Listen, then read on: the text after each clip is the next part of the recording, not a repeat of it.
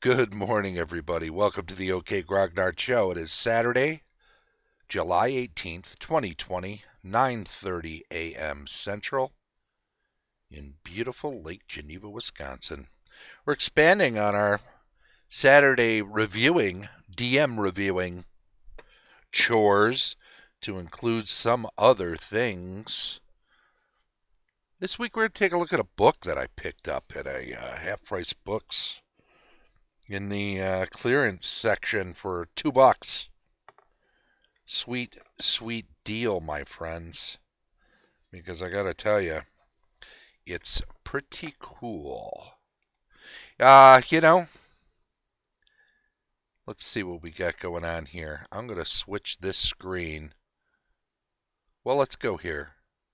It's a book about knights. It's King Arthur and his Knights of the Round Table. It is a book edited. It's part of the Illustrated Junior Library. So maybe that doesn't bode well for some people. But King Arthur and his Knights of the Round Table. Beautiful, illustrated, and this is the key point here, Junior Library Edition. This was, you know what, I'm going to switch over to this screen because I happen to know that I can show you more from here. There we go. Sidney Lanier is the editor of this, illustrated by one word, singular name, Florian. It's from Sir Thomas Malory's Le Morte d'Arthur, edited by Sidney Lanier. So he essentially takes the stories from the classic telling and I don't want to say fluffs them up for kids. Rossett and Dunlap, Publishers, New York, Illustrated Junior Library. There's King Arthur pulling a sword out of an anvil. That was one way of telling the story. 1950. So, this book, literally 70 years old. Now, that's only 12 years older than me this year. Still, pretty neat. The chapters, well, I think it covers all the major points, right? The coming of Arthur, Sir Lancelot du Lac, Sir Gareth of Orkney, La Cote Maltail, Sir Tristram, and La Belle Isolde, Sir Galahad and the Quest of the Holy Grail, Elaine, the Fair Maid of Astolat, and the Passing of Arthur. So, pretty comprehensive for a kid's book. I should point out that this is 282 pages of story, so it's not light. It's chock full of wonderful illustrations, which is the main reason that I grabbed it, because I love when I can check these kind of things out.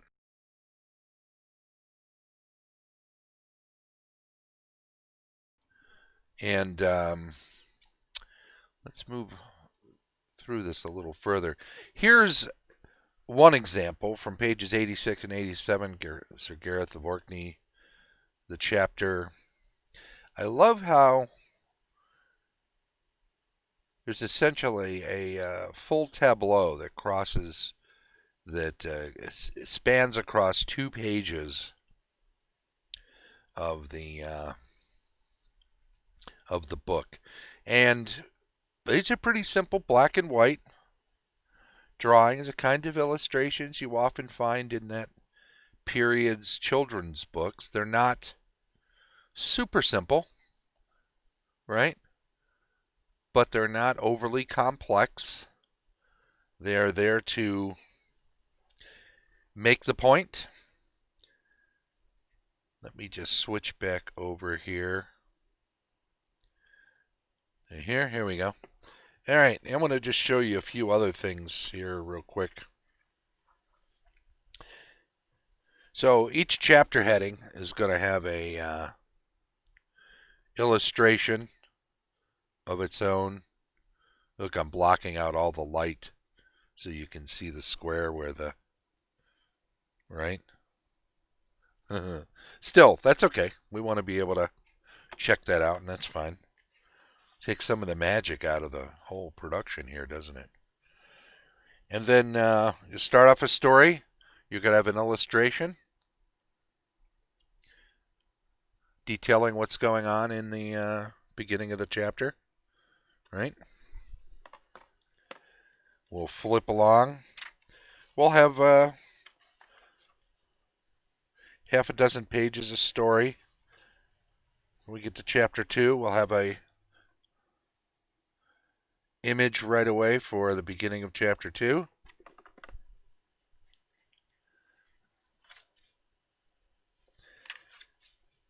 Just a few pages. Chapter 3. So each what I called chapters earlier should be considered a different book with individual chapters within. Here's a nifty little patching up the night. And then we get some of this spanning 2 pages stuff that I like so much. Right? I think that stuff's wonderful.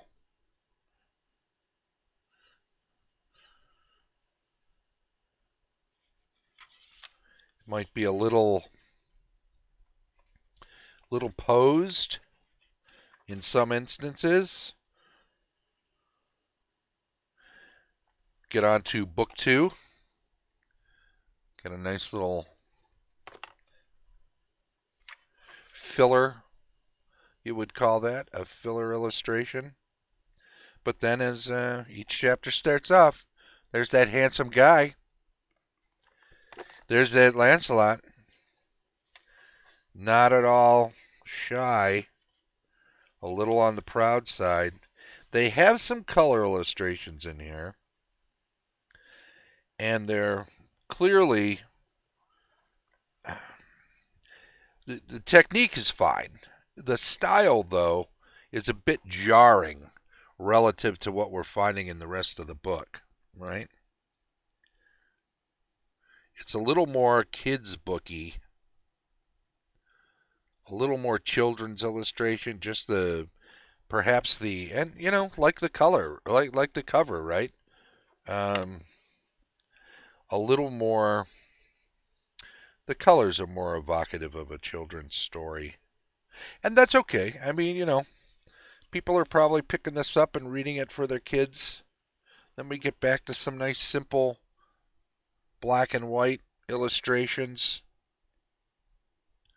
like this baby here, which I think is wonderful again. What do we got? Keep going here a little bit. We're into all the Lancelot stuff. Ah, nice little battle scene here. Right? Is that moonlight? Somebody down in the background, in front of a castle wall. They definitely try to... this is actually 2 guys fighting 1 guy. They're just... Oh, no. That's actually 3 on 1, and he's already taken out 1, is knocking out a second one. And the third one looks a little concerned. His 2 buddies are already down. After he's injured, right, he's shamed and wandered out into the woods.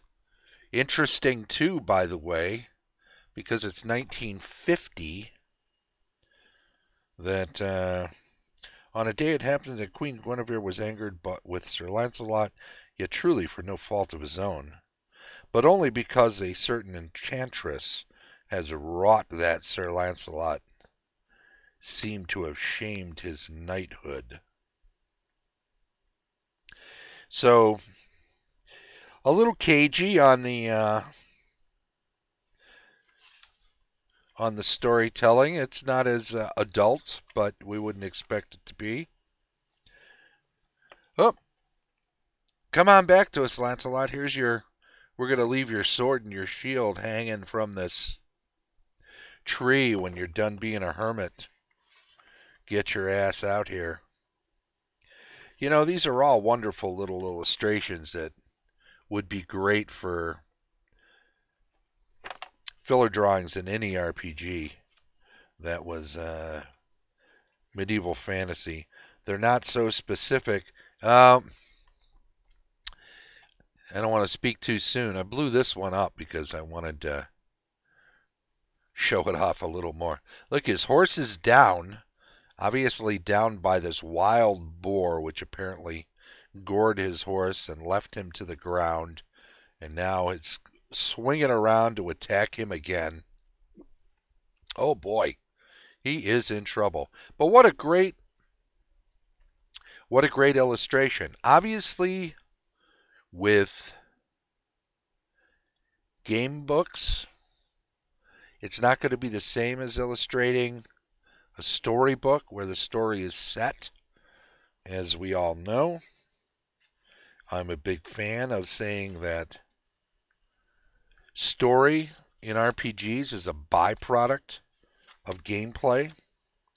We don't know what's going to happen until we play the game, and it's random to a certain degree. Some of it is steered by the choices and actions of the players, but for the most part, these guys could have come out of the 70s. And this was drawn published in 1950, so it was probably drawn in the late 40s. Yep, here we go again, another one of the color ones that is kind of a little too child booky. I don't know. They're all right. It's the black and white illustrations though that made me want to grab this. There's a nice little incidental at the beginning of book 3. And there are off on the road, run across some fella toiling, carrying a load. Do they stop to help? Are they going to get information from him? You know, the usual questions.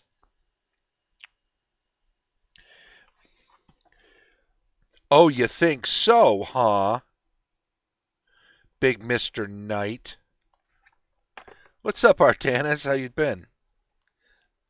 Right? You haven't been here for a while. That is the bookshelf is a portion of an image from David L. Pancake, the artist, who painted an image called The Wizard's Study. You can go to davidleepancake.com and check out that and a bunch of other work that he's done. I purchased a print, which was promptly sent, and I have in the other room, but he was kind enough because I'd asked in advance. Hey, Lex Fire, good morning. I'd asked in advance if it would be okay to get a digital image of it and use it as a backdrop for my podcast, vlog, whatever you want to call this, my daily show. And he agreed. He has a Twitch channel himself. You can actually check out. Ooh, no quarter there, huh? He's done for. He's gonna run him through. The you can find him on Twitch and watch him actually in action doing his artist work. Does a lot of sculpting, painting, all sorts of stuff.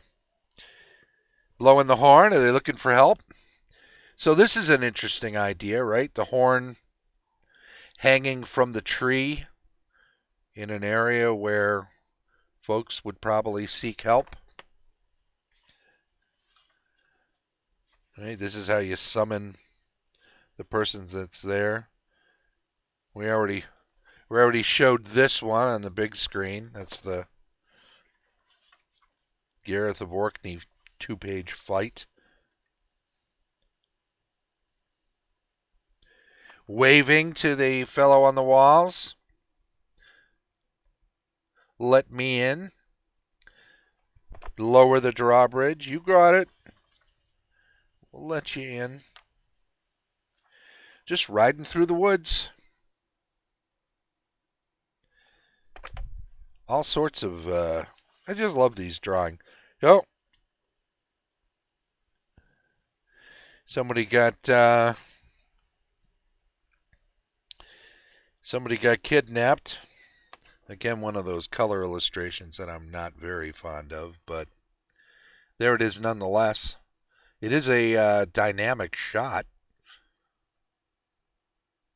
keeping the kid from screaming, calling for help while he's hiding in the woods after having kidnapped him, while others are searching through the woods, or actually he's sleeping nearby, so he's being plucked from a early morning camp, probably, right? I don't know. We'll have to read that particular chapter of Sir Gareth to find out for sure. There we go. Another nice filler, incidental drawing. And those are classic, right? A couple of weapons, a shield or two, and a helmet as part of the filler drawing. Before the king? Are we before the king? We certainly are. There came into the court of King Arthur a young man and a big maid. Young man and a big maid, and he had richly beseen, and he desired to be made knight of King Arthur. But his overgarment sat overthwartly, howbeit it was good and rich cloth of gold. Okay, some of this stuff might have been edited a little differently to make the telling a little easier. So, directly out of La Morte d'Arthur, huh? Some of the stuff. Here's a nice little action shot. Personally, I've read that and other versions. I wasn't picking this up for the sake of reading it myself. I picked it up because I love these illustrations and they inspire me. And I'll tell you, for a couple of bucks, just being able to glance through this and enjoy. Here's one of those 2-page. I like how they adjust the layout too. Sometimes it's at the bottom of the page. Sometimes the 2-page spread is breaking up the text in the middle, right? We've got fighting a lion. Lovely. I always wished books like that had the same type of illustration. I like both, but not the vacillating. Yeah, I get why they do that. Those color illustrations are meant to be standouts, right? They're meant to be highlighting some of the biggest moments throughout the book and placed in that way. But when they are, I don't want to, they're good quality. They're fine. But these black and white illustrations are excellent examples of black and white illustrations that are doing what they're supposed to do. These are perfection for this style of book and this telling of a tale. And they're all kind of tableau. Here they are riding off into to visit another castle, blah blah blah, right? And these spot illustrations, the filler stuff that they put at the beginning, these are typical of the types of illustrations that they'd been doing for a couple of hundred years in books that were illustrated. Just little things to kind of set the tone and put you in a certain mood. Um, Sleepy in the Woods, okay, good enough.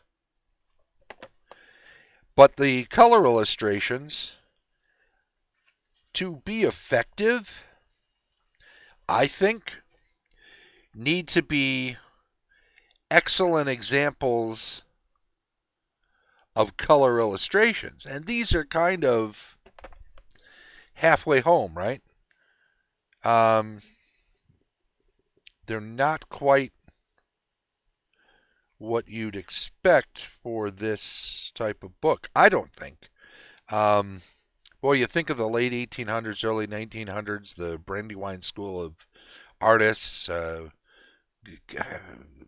doesn't remember the classic Howard Pyle Pirates illustrations that were used in books like that? Um, if you're familiar at all with books from that period, you're familiar with those types of illustrations.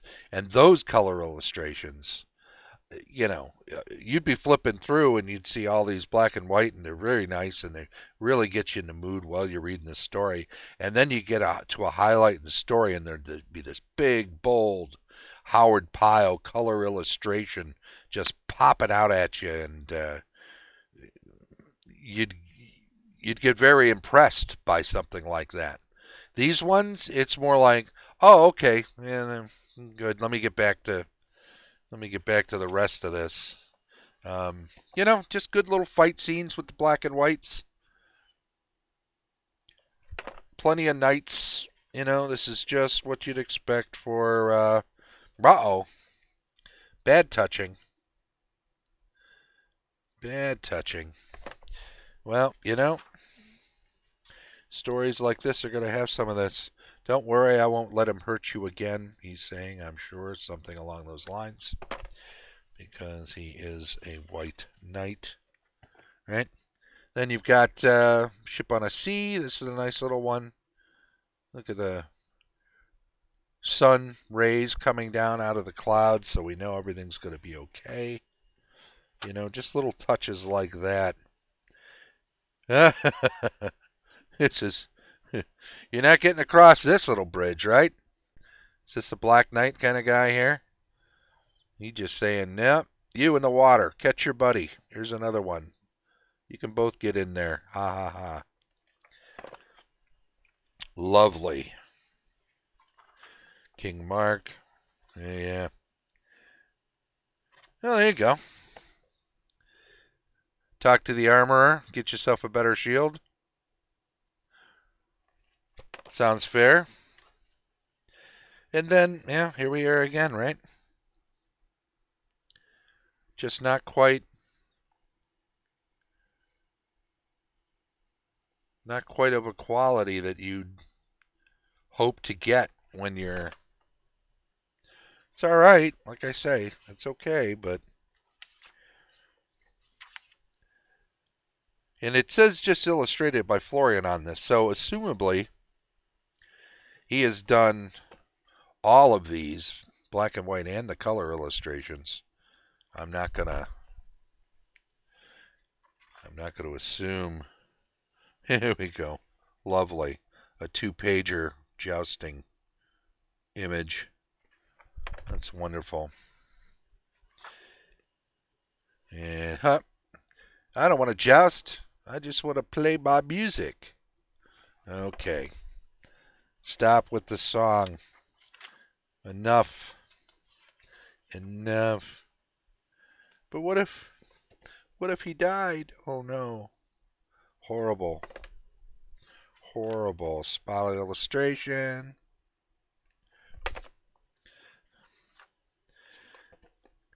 Beginning of a chapter. So, you get the pattern. This is Sir Galahad and the Holy Grail. Oof. Big meeting. All hands on deck.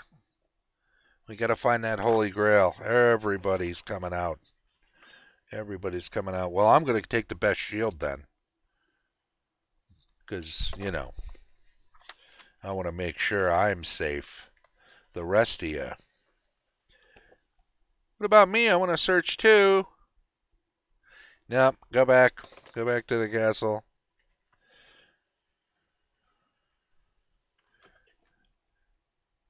There you go. They're all right. They're all right. Boat building. Not bad. A lot of boats in this one.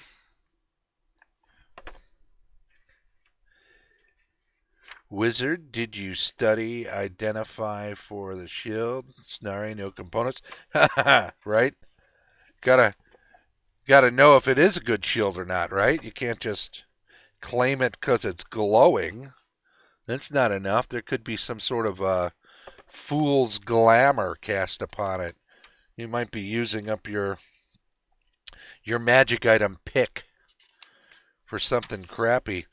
I remember games where a wizard might be talked into throwing a false glamour on something to get one player to pick a worse item, an actual non-magic item for their pick when it came time to pick magic items out of the treasures. It was rude. It was a horrible thing to do.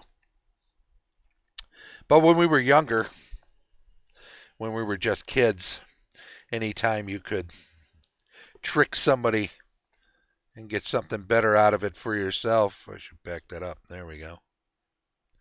Lovely little 2-pager there. So, keep your eye out.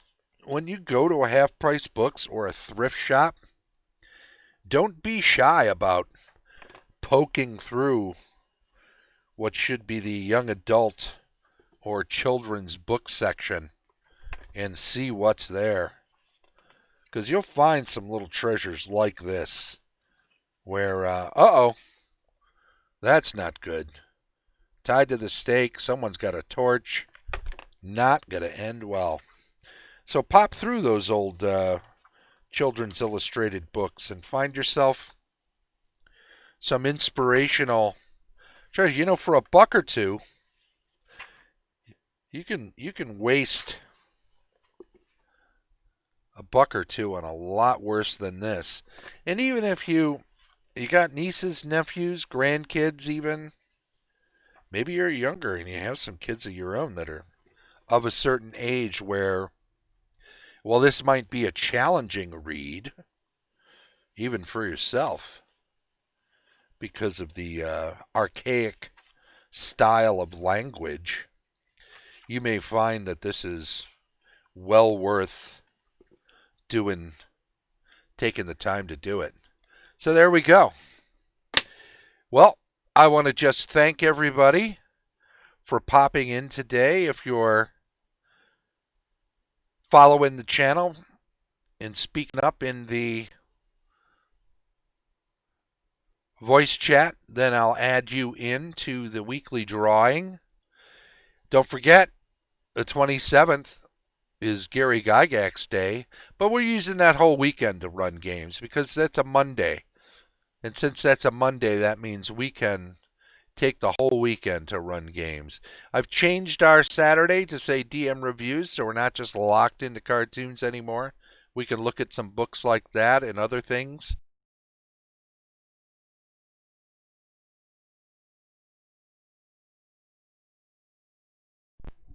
do it from a DM perspective. Rules retrospective tomorrow. We'll be checking that out. Thanks again for popping into the channel. Thanks for speaking up when you're here, following when you're on Facebook, or rather when you're on YouTube. Please do subscribe, give us a thumbs up, and enjoy the rest of the weekend. Hopefully we'll see you soon. Bye-bye.